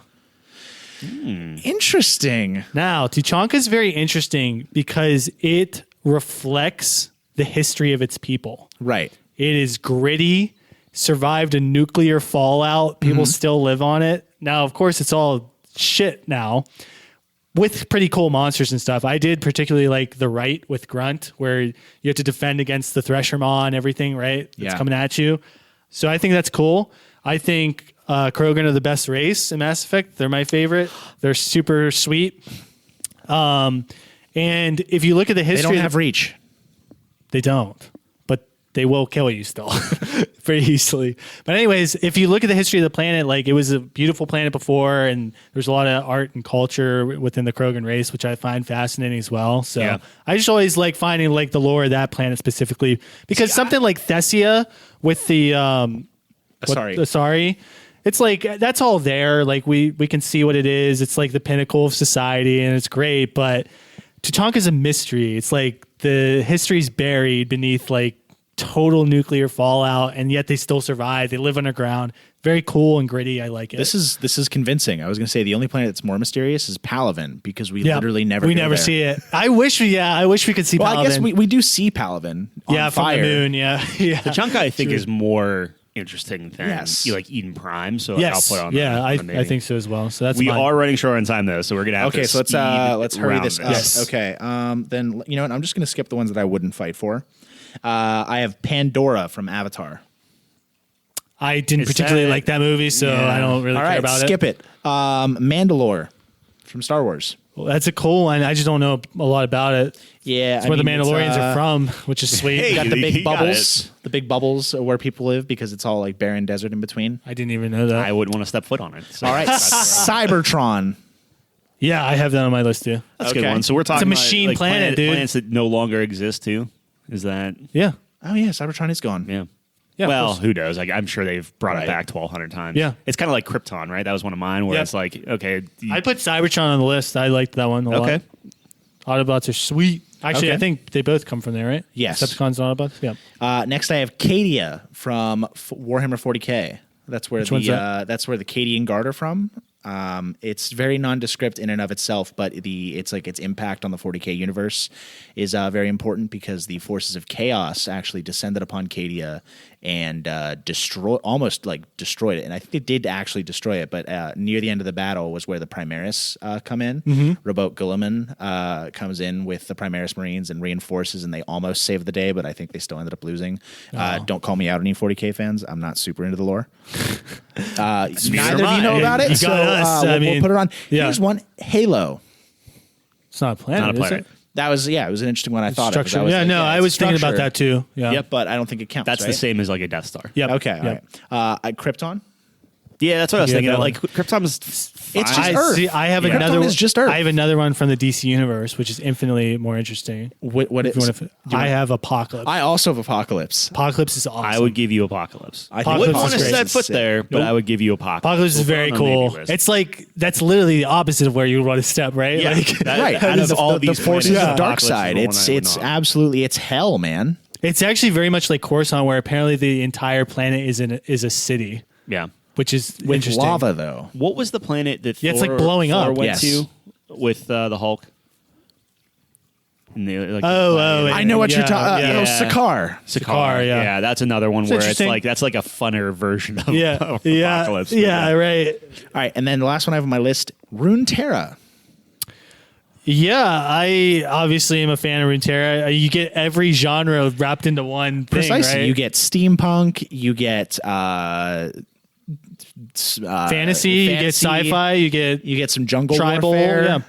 You get the whole you get pirates. yep, demons, Yeah. celestials, everything. I know what you're talking about. So if you That's wanna what put League of Legends Legends is. Oh yeah, Yep. okay. I could go with that. It's a it's a pretty good Yeah. one. Arcane, you've seen I'll it. give you that. I'm gonna actually put that on because I was taken in with that Yeah. small section of the Yeah. the Yes. world. Sure. And then I believe that's it for my list. That's all I had on here. Okay. The one that I did skip over was Tatooine. No. Yeah, I respect it. Obviously, racing? is where it started. So Love for pod racing. Tatooine, the one that I would go with is Locke or Locke. I don't know how you pronounce it. Which is essentially Tatooine, but less hospitable and tiny. And that was just the planet that I lived on in Star Wars Galaxies. I see. Okay, so I will go through mine real quick. We talked about Tuchanka, Kashyyyk, Apocalypse, Cybertron. The only one I had left, Planet Namek from Dragon Ball Z. I'm putting that down on the list. Do you know why Planet Namek is the best planet ever? Why? Because that's where the Dragon Balls come from. Holy shit! Yeah. I was going to say, because that's where Piccolo came That from. is where Piccolo comes from. That is where Nail comes from. That's not where Goku comes from, though. No. Nah, Goku comes is the most from. overrated. Goku's the letter A of Get the Dragon fuck Ball outta Z here. characters. No, he's not. No, he's not. I love Goku. Where Tell does- me he's where does- not. Okay. The letter A is pretentious. Goku Where is does not Frieza pretentious. come from? Where does Frieza come from? We don't know. Really? Yeah. No. We don't know where he comes from. Anyways, Namek is awesome. I That's thought Frieza was a chick for the longest. everyone did. Yeah. He has lipstick It and ruined me. Yeah. It ruined me as a child because I could not Yeah. wrap my head around it. Yeah. Anyway. Gotcha. Anyway, so Tyler. Yeah, Yeah. Tyler. I got nothing. That's it. Okay, that's it. so that's it. So let's read down our maybes. All right. Maybes, we have Naboo, Kashyyyk, Gallifrey, Coruscant, Tuchanka, Cybertron, Apocalypse, can't read my handwriting, Runeterra, and Namek. So I would say immediately Cybertron would be off for me because I was never super into Transformers. I was just like, well, it's a cool fictional planet. Is Cybertron just a better Coruscant? It's not better than Coruscant. It's a machine, which I thought was cool. Yeah. But does that disqualify it? Because we didn't count the Death Star. It's a planet. They call it a planet. I Yeah. consider that Okay. planet. Yeah. I'm not super married to it. I thought it was very cool That's as well, fine. You though. can strike it out. It was a good mention. I think so, yeah. How much do you care about Tuchanka? I would say keep Tuchanka on here. I think he made a lot of good points, and I think it's the more interesting Mass Effect planet.